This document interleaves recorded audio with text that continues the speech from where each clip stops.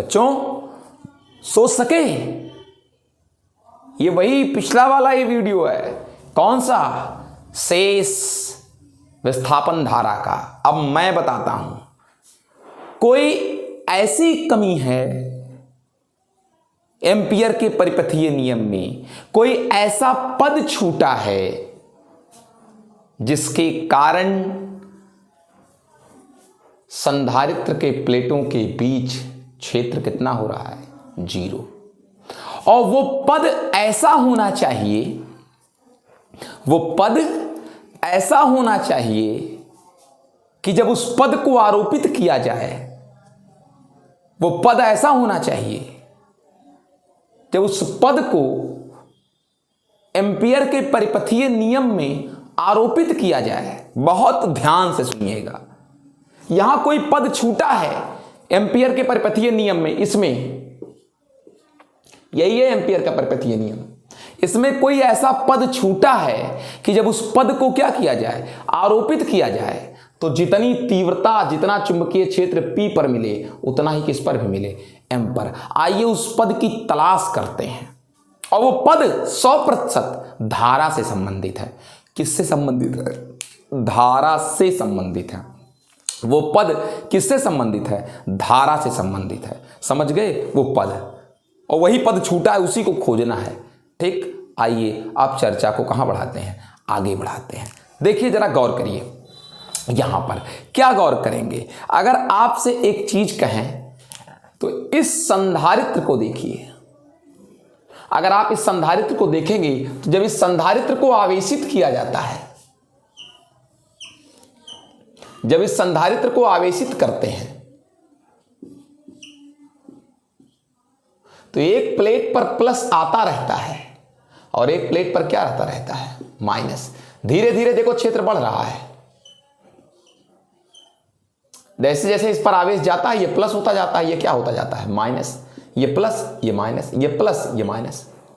आवेश की मात्रा बढ़ती जाती है, यानी आवेश की मात्रा बढ़ती गई, 0 से बढ़ रही है। जब आप नहीं दे रहे थे धारा, जब यहां से कोई धारा नहीं जा रही थी, जब यहां से कोई धारा नहीं जा रही थी, कोई धारा नहीं जा रही थी, तो 0 था आवेश। और जैसे जैसे धारा बढ़ती गई, बढ़ती गई, बढ़ती गई धारा, वैसे इस पर आवेश की मात्रा क्या होती गई? बढ़ती गई। यानी अंदर आवेश परिवर्तित हो रहा है। और अगर आवेश परिवर्तित हो रहा है तो इस कारण से प्लेटों पर इस पर प्लस बढ़ता जाएगा और इस पर क्या? माइनस। तो अंदर वैद्युत क्षेत्र भी बढ़ता जाएगा। एक परिवर्तनशील वैद्युत क्षेत्र। ये जो तीर है ये परिवर्तनशील किसको दिखा रहा है? वैद्युत क्षेत्र को दिखा रहा है। यानी अंदर क्या बढ़ता जा रहा है? वैद्युत क्षेत्र बढ़ता जा रहा है। परिवर्तित, एक परिवर्तनशील वैद्युत क्षेत्र है जो अंदर बढ़ता जा रहा है। समांतर प्लेट संधारित्र की प्लेटों पर प्लस बढ़ता जा रहा है, इस पर माइनस, इस पर प्लस, अगले क्षण और प्लस और माइनस, और प्लस और माइनस, इस तरीके से। अब जो वैद्युत क्षेत्र बढ़ता जा रहा है तो आपको इसके कारण एक बात समझाएंगे। क्या चीज? अगर मैं मान लूं कि किसी क्षण आवेश कितना है? Q। इन प्लेटों पर आवेश कितना है बेटा? Q है। और इसका क्षेत्रफल कितना है? A है इन प्लेटों का। तो अंदर वैद्युत क्षेत्र E बराबर क्या होगा?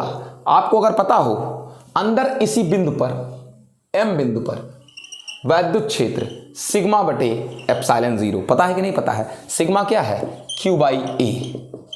यही सिग्मा है, Q/A। सिग्मा बराबर Q/ क्या? A। ये अंदर वैद्युत क्षेत्र है। तो यहां से E बराबर, आप सिग्मा बराबर रख सकते हो Q अपान क्या बेटा? A upon epsilon 0। E is equal to Q upon epsilon 0A।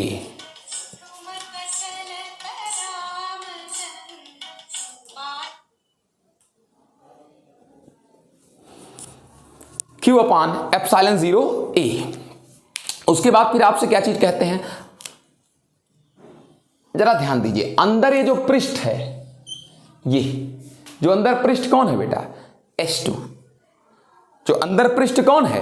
S2 है। अगर हम आपसे ये चीज कहते हैं कि जो क्षेत्रफल S2 का है A, वही क्षेत्रफल संधारित्र का भी है A। दोनों क्षेत्रफल अगर क्या है? समान है। तो गौर करिए, तो इस S2 जिसका क्षेत्रफल A है से गुजरने वाला फ्लक्स, से गुजरने वाला फ्लक्स E डॉट क्या होता है? A। E Q by epsilon 0 A multi A cut जाएगा, तो Q बराबर एप्सिलॉन 0 इंटू क्या बेटा फाई ई। Q बराबर एप्सिलॉन 0 इंटू क्या आ गया फाई ई आ गया। अब उसके बाद क्या कहे, जब आप इन प्लेटों को आवेशित कर रहे थे, जब संधारित्र का आवेशन हो रहा था, चार्ज दे रहे थे संधारित्र को, जैसे जैसे इस संधारित्र की प्लेट पर आवेश की मात्रा क्या होती जा रही थी, बढ़ती जा रही थी। जैसे जैसे संधारित्र पर आवेश की मात्रा क्या होती जा रही थी, बढ़ती जा रही थी। जैसे जैसे संधारित्र पर आवेश की मात्रा बढ़ती जा रही थी, तो आवेश परिवर्तित हो रहा था। तो आवेश क्या हो रहा था बेटा, परिवर्तित हो रहा था। ये संधारित्र है, लास्ट बार ध्यान से, ये कौन है, संधारित्र है। ठीक, जब आप आवेशन कर रहे हो संधारित्र का, इस पर आवेश की मात्रा बढ़ती जा रही है। इसकी मात्रा आवेश, पहले कम आवेश था, फिर और ज्यादा, फिर और ज्यादा, और जब आवेश की मात्रा बढ़ती गई तो वैद्युत क्षेत्र भी क्या होता गया, बढ़ता गया। क्या बढ़ता गया, वैद्युत क्षेत्र बढ़ता जा रहा है। तो ये जो आवेश में परिवर्तन हो रहा है, ये जो आवेश में क्या हो रहा है, परिवर्तन हो रहा है, तब भी इसके अंदर जब आवेश का परिवर्तन हो रहा है, ये देखिए, पहले एक बार प्लस एक माइनस, पहले एक वैद्युत क्षेत्र, फिर और प्लस और माइनस और वैद्युत क्षेत्र, प्लस माइनस और वैद्युत क्षेत्र, प्लस माइनस और वैद्युत क्षेत्र। ये जो परिवर्ती वैद्युत क्षेत्र है, ये क्यों हो रहा है, क्योंकि अंदर आवेश की मात्रा बढ़ती जा रही है। समझ गए इस चीज को ना। तो परिवर्ती आवेश के कारण परिवर्ती वैद्युत क्षेत्र, तो ये जो आवेश अंदर जा रहा है, धीरे धीरे बढ़ रहा है, ठीक है ना। इधर इस पर आवेश गया तो इस पर प्लस बढ़ा, फिर इधर से निकला, इधर से आवेश निकल गया, ये धनावेश इस पर आया तो ये प्लस, इससे धनावेश निकल गया, ऐसे ही तो ये माइनस हो गया। तो जो आवेश में परिवर्तन हो रहा है, इससे वैद्युत क्षेत्र में परिवर्तन हो रहा है, निरंतर निरंतर आवेश इस पर बढ़ रहा है, इन प्लेटों पर आवेश की मात्रा बढ़ रही है, तो वैद्युत क्षेत्र भी बढ़ रहा है। जो परिवर्ती वैद्युत क्षेत्र है, इसके कारण अंदर एक अन्य प्रकार की धारा है, एक अन्य प्रकार की धारा है। उसी धारा को मैक्सवेल ने विस्थापन धारा कहा, जो इसके कहां है, अंदर है। मैंने आपसे कहा था कि कोई कमी है, वो कमी किससे संबंधित है, धारा से संबंधित है। अंदर कोई धारा है, अंदर कोई धारा है। मैंने कहा था जो कमी है वो इसी धारा की, जिसको एम्पियर ने कितना अंदर कह रखा था, 0। यहां पर अंदर धारा कितनी कह रखी गई थी, 0 कह रखी गई थी। जी 0 कह रखी गई थी। यहां पर अंदर धारा कितना कह रखा गया था, ये बेटा 0 कह रखा गया था। तभी तो बी कितना आ गया था, 0 आ गया था। अंदर धारा ही खत्म कर दिया गया था। ये देखो, अगर अंदर धारा नहीं होगा तो बी बराबर कितना आएगा, 0। एम्पियर के परिपथीय नियम में अंदर कोई धारा ही नहीं रखा गया, और यहां पर इन्होंने कहा, किसने, मैक्सवेल ने, कि भैया अंदर क्या परिवर्तित हो रहा है, आवेशन के साथ साथ आवेश परिवर्तित हो रहा है, आवेश परिवर्तित हो रहा है तो वैद्युत क्षेत्र भी परिवर्तित हो रहा है। इस परिवर्ती वैद्युत क्षेत्र के कारण एक अन्य धारा आ गई।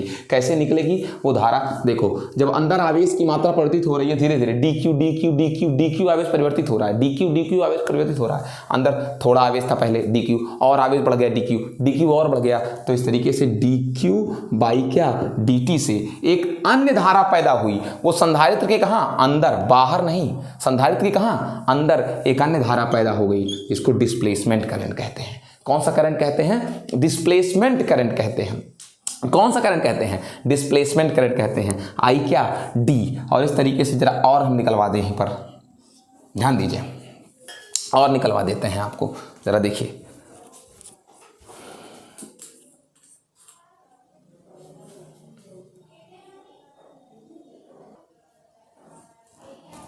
गौर करिए बेटा, अंदर वो और जो एक धारा होगी वो कौन होगी, यहां रखिए, ID बराबर DT, Q बराबर एप्सिलॉन 0 इंटू फाई, ID बराबर एप्सिलॉन 0 कहां निकल रही है, बाहर, D फाई E अपान DT। ये है वो धारा जो संधारित्र के कहां है, अंदर है। ये वो धारा है ID, ये वो धारा है जो संधारित्र के कहां है, अंदर है। समझ सके इस चीज को, यानी एम्पियर के परिपथीय नियम का ये वो छूटा हुआ पद है, एम्पियर के परिपथीय नियम का ये वो छूटा हुआ क्या है बेटा, पद है। अब आपको बता दें, अब इस पद के द्वारा मैं आपको बताऊं क्या कहेंगे कि जितना अब इस पद का प्रयोग कर लेंगे, अभी दिखाऊंगा मैं इस तरीके से प्रयोग करूंगा इस धारा को कि अब जितना चुंबकीय क्षेत्र P पर मिलेगा उतने चुंबकीय क्षेत्र किस पर मिलेगा, M पर मिलेगा। अब जरा कुछ बातें हमारी ध्यान से आप लोग सुनेंगे, कुछ बातें आप हमारी ध्यान से क्या सुनेंगे। कहते हैं आवेशों के प्रवाह के कारण चालक तार में जो धारा होती है उसे चालन धारा कहते हैं। ये जो धारा है, ये जो धारा है, आवेशों के प्रवाह के कारण तार में जो धारा है, बहुत ध्यान से देखिएगा, बहुत ध्यान से। आवेशों के प्रवाह के कारण तार में जो धारा है, इन तारों में, तार में, वायर में जो करंट है आवेशों के प्रवाह के कारण, वो चालन धारा है। इस धारा को आई सफिक्स किससे दिखाते हैं, सी से दिखाते हैं। किससे दिखाते हैं, आई सफिक्स किससे दिखाते हैं, सी से दिखाते हैं। और जो धारा इस संधारित्र के प्लेटों के बीच परिवर्तनशील चुंबकीय वैद्युत क्षेत्र के कारण है,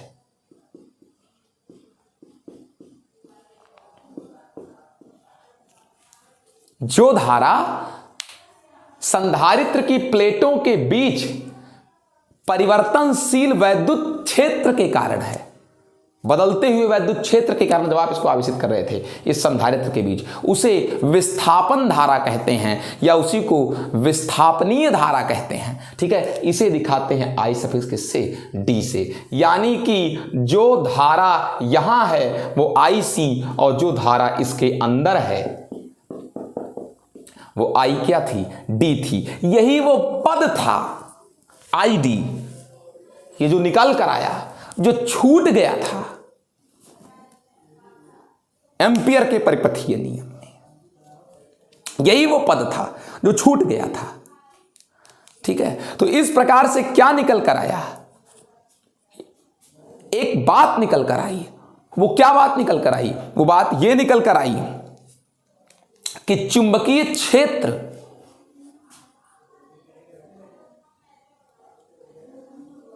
यहां पर 0 आया था। कहां पर, संधारित्र के प्लेटों के बीच में चुंबकीय क्षेत्र कितना आया था, 0। चुंबकीय क्षेत्र 0 आया था प्लेटों के कहां, बीच में। निकाल के तो दिखाया था मैंने, क्योंकि कोई धारा ही नहीं थी अंदर, नहीं थी ना कोई धारा, समझो नहीं थी ना कोई धारा। कहां, इसके अंदर इन प्लेटों के बीच में कोई धारा नहीं थी। तो कौन सी धारा नहीं थी, ये चालन धारा नहीं थी, आईसी नहीं था।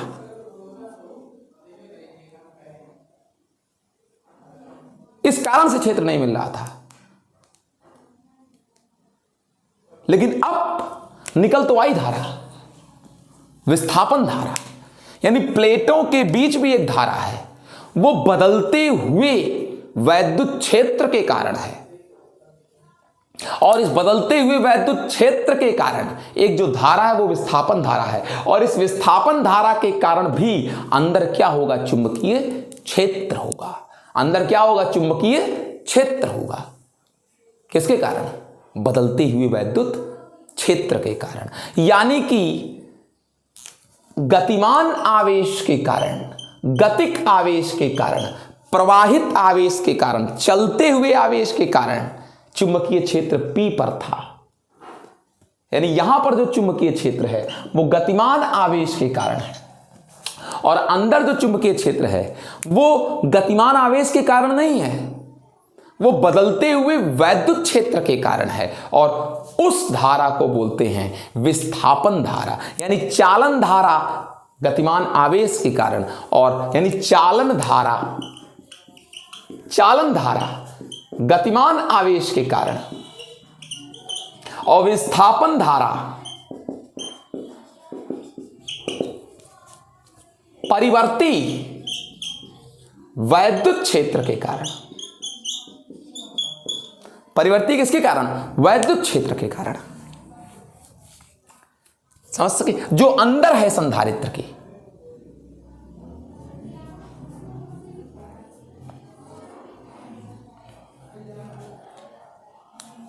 तो इससे एक निष्कर्ष निकल कर आया, क्या क्या निकल कर आया कि चुंबकीय क्षेत्र की उत्पत्ति का कारण केवल गतिमान आवेश नहीं है। बहुत बड़ी tag line, hit line, super hit line, very important line कि चुंबकीय क्षेत्र की उत्पत्ति केवल गतिमान आवेशों से ही नहीं होती, चुंबकीय क्षेत्र की उत्पत्ति परिवर्ती वैद्युत क्षेत्र से भी होती है। यानी अपनी बात को मैक्सवेल सिद्ध कर ले गए और एम्पियर के परिपथीय नियम की कमी को भी अपनी बात को क्या सिद्ध कर ले गए कि अगर बदलता हुआ चुंबकीय क्षेत्र, अगर परिवर्तनशील चुंबकीय क्षेत्र वैद्युत क्षेत्र उत्पन्न कर सकता है तो बदलता हुआ वैद्युत क्षेत्र क्या उत्पन्न कर सकता है? चुंबकीय क्षेत्र जैसा कि अंदर है, अंदर आप निडिल रखकर देख लीजिए चुंबकीय सुई को, सुई घूम जाएगी और जो चुंबकीय क्षेत्र की दिशा अंदर होगी वही चुंबकीय क्षेत्र की दिशा यहां पर भी होगी, जो पी पर होगी वही एम पर होगी, जो परिमाण पी पर होगा चुंबकीय क्षेत्र का वही परिमाण एम पर, जितना चुंबकीय क्षेत्र पी पर होगा उतने चुंबकीय क्षेत्र किस पर भी होगा, एम पर भी होगा।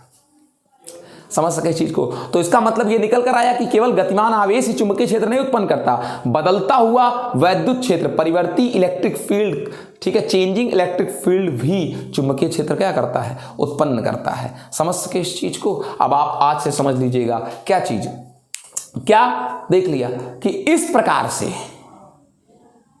परिवर्ती वैद्युत क्षेत्र चुंबकीय क्षेत्र उत्पन्न कर सकता है। यानी एम्पियर के परिपथीय नियम में फॉल्ट क्या हुआ? एम्पियर के परिपथीय नियम में जो उन्होंने एम्पियर के परिपथीय नियम में जो ये बात उन्होंने कही है, क्या म्यू जीरो मल्टी आई बराबर क्या integral line integral E vector dot dl vector, जो उन्होंने कहा है, तो ये आई केवल चालन धारा नहीं है, ये आई एक विशेष धारा है, ठीक है ना, कुल धारा है। इस आई में दो लोग हैं, आई सी और प्लस कौन है बेटा? आई डी है, ठीक है ना। जहां आई सी चालन धारा कंडक्टिंग करंट और आई डी डिस्प्लेसमेंट करंट विस्थापन धारा को प्रदर्शित करती है। प्लेटों के बाहर चालन धारा आई सी और विस्थापन धारा प्लेटों के कहां? अंदर। समझ सके इस चीज को? एक मिनट, क्या कहेंगे बेटा फिर यहां से? आप कहेंगे हम लोग कि संपूर्ण धारा I is equal to I C और प्लस क्या बेटा? I D. जहां I C is equal to I C रखो कंडक्टिंग करंट और I D is equal to क्या रखेंगे? I D is equal to रखेंगे epsilon zero D phi E upon क्या बेटा? डी टी रखेंगे। उसके बाद फिर क्या चीज कहते हैं, क्या कि अगर बात करें संधारित्र के बाहर तो यहां सिर्फ आई सी है, आई डी कितना है? जीरो, और अगर अंदर की बात करें तो यहां सिर्फ आईडी है, आईसी कितना है बेटा? जीरो है अंदर संधारित्र के। फिर उसके बाद क्या चीज कहते हैं, अगर अब हम बात करें एम्पियर के परिपथीय नियम को, तो अब एम्पियर का परिपथीय नियम बड़ी आसानी से लग जाएगा। क्या? ये देखिए एम्पियर का परिपथीय नियम म्यू जीरो इंटू आई बराबर क्या? इंटीग्रल डी एल इंटू ई वेक्टर डॉट डीएल। तो यहां लिख सकते हैं म्यू जीरो आई बराबर क्या बेटा? आई सी प्लस आई डी। देख लीजिए जो पद छूटा था धारा से रिलेटेड वो आई डी था, आ गया। यानी संपूर्ण धारा उन्होंने अब तक नहीं रखी थी, उन्होंने सिर्फ चालन धारा रखी थी, आई डी नहीं रखी थी, तभी उनको वैद्युत क्षेत्र नहीं मिल रहा था संधारित्र के अंदर। E vector dot dl vector, I C plus mu zero I D बराबर रख दीजिए एप्सिलॉन जीरो क्या? D phi E upon D T is equal to integral E vector dot dl vector. ये है फिजिक्स की ताकत। अब आपको इसी को बेटा एम्पियर मैक्सवेल का परिपथीय नियम कहते हैं। एम्पियर मैक्सवेल का परिपथीय नियम, एम्पियर मैक्सवेल का परिपथीय नियम। कहीं भी आप कोई भी और वीडियो देख लीजिए आपको बहुत कम समझ में आएगा। मैं इसीलिए एक एक चीज 20-20 बार रिपीट करके आपको बताया हूं। अब आपसे कुछ और भी बातें कर लेते हैं एम्पियर मैक्सवेल परिपथीय नियम के बारे में, ध्यान दीजिए।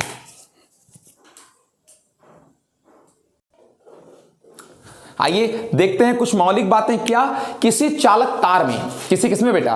किसी चालक तार में नियत वैद्युत क्षेत्र के लिए विस्थापन धारा का मान शून्य। तार में नियत वैद्युत क्षेत्र के लिए, नियत ई के लिए विस्थापन धारा कितनी हो सकती है? जीरो हो सकती है। याद रखिएगा कि डेफिनेट कांस्टेंट इलेक्ट्रिक फील्ड के लिए विस्थापन धारा कितनी होती है? 0 होती है। ठीक है ना, क्योंकि यहां वैद्युत क्षेत्र समय के साथ परिवर्तित नहीं होता है। ठीक है ना, नियत वैद्युत क्षेत्र में अगर वैद्युत क्षेत्र परिवर्तित नहीं होता है तो फिर विस्थापन धारा कितनी होगी? 0। विस्थापन धारा केवल किसके कारण? बदलते हुए वैद्युत क्षेत्र के कारण। उसके बाद एक चीज ये भी है, एक संधारित्र को जब आवेशित कर रहे होते हैं, जब एक संधारित्र को क्या कर रहे होते हैं? आवेशित कर रहे होते हैं। क्या कर रहे होते हैं? आवेशित। तो एक ही स्थान पर विस्थापन धारा भी हो सकती है और कौन सी धारा भी हो सकती है? चालन धारा भी हो सकती है। एक ही स्थान पर विस्थापन धारा भी हो सकती है, चालन धारा भी हो सकती है। संधारित्र के अंदर किसी भी बिंदु पर चालन धारा भी हो सकती है और कौन भी हो सकती है? विस्थापन। दोनों हो सकती है। जब मैंने आपको अभी जो एक्सपेरिमेंट करके दिखाया उसमें मैंने अंदर सिर्फ आपको कौन सी धारा दिखाई? विस्थापन। लेकिन हो दोनों सकता है। क्यों? क्योंकि अंदर का माध्यम कुचालक है। ठीक है ना, अंदर का माध्यम कुचालक है और बाहर तार जो है वो कैसा था? चालक। लेकिन संसार का कोई भी माध्यम पूर्णता कुचालक भी नहीं है और पूर्णता क्या भी नहीं है? चालक भी नहीं है। हमारा जो फ्री स्पेस है ना, ये पूर्णता कुचालक है ना तो पूर्णता क्या है? चालक है। तो अगर आप कह रहे तो चलेगा कि किसी भी बिंदु पर, किसी भी दिक् स्थान पर चालन धारा भी हो सकती है और क्या भी हो सकती है? विस्थापन धारा भी हो सकती है। ठीक है, एक साथ हो सकती है दोनों। अब उसके बाद मैं आपसे एक चीज और कहूंगा कि जहां पर कोई चालन धारा नहीं है, जहां पर कोई चालन धारा नहीं है, वहां सिर्फ कौन धारा है? विस्थापन धारा। संधारित्र के अंदर कोई चालन धारा नहीं है, यहां पर सिर्फ कौन सी धारा है बेटा? विस्थापन धारा है। ठीक है ना, ठीक है। और उसके बाद क्या चीज कहते हैं कि विस्थापन धारा जैसे विस्थापन धारा और चालन धारा सेम प्रभाव उत्पन्न करती हैं। विस्थापन धारा भी चुंबकीय क्षेत्र और चालन धारा तो चुंबकीय क्षेत्र उत्पन्न करती है। प्रवाह, आवेशित प्रवाह यानी विद्युत धारा चुंबकीय क्षेत्र उत्पन्न करती है। तो आपने क्या देखा कि संधारित्र के अंदर विस्थापन धारा भी चुंबकीय क्षेत्र समान प्रभाव उत्पन्न करती हैं। अब उसके बाद फिर क्या चीज कहते हैं कि हम कह सकते हैं कि क्या चीज कह सकते हैं कि जिस प्रकार से फैराडे ने कहा था बदलता हुआ चुंबकीय क्षेत्र वैद्युत क्षेत्र उत्पन्न करता है, जिस प्रकार फैराडे ने कहा था बदलता हुआ चुंबकीय क्षेत्र उत्पन्न करता है, उसी प्रकार बदलता हुआ वैद्युत क्षेत्र, जिस प्रकार उन्होंने कहा था बदलता हुआ चुंबकीय क्षेत्र वैद्युत क्षेत्र उत्पन्न करता है फैराडे ने, उसी प्रकार बदलता हुआ वैद्युत क्षेत्र क्या भी उत्पन्न कर सकता है? चुंबकीय क्षेत्र। यानी ये फैराडे के नियम के ही सममित है। ये बेटा आपको पूरा मैटर समझ में आया कि पूरा मैटर देख लें। कुछ और भी बातें हो सकती हैं जो मैं आपको शायद ना बताया हूँ, वो भी बता दूँ इसी वक्त। इसमें देख लूँ कुछ ऐसा तो नहीं है जो मुझसे छूट रहा है, कुछ ऐसा तो नहीं है जो मुझसे क्या हो रहा है? छूट रहा है विस्थापन धारा में। बिल्कुल नहीं छूट रहा है, कुछ भी ऐसा नहीं है जो छूट रहा है। चलिए अब कल मिलते हैं, फिर किसी दिन मिलते हैं, किसी अगले टॉपिक के साथ मिलते हैं अगले वीडियो में। नेक्स्ट डे, गुड बाय बेटा।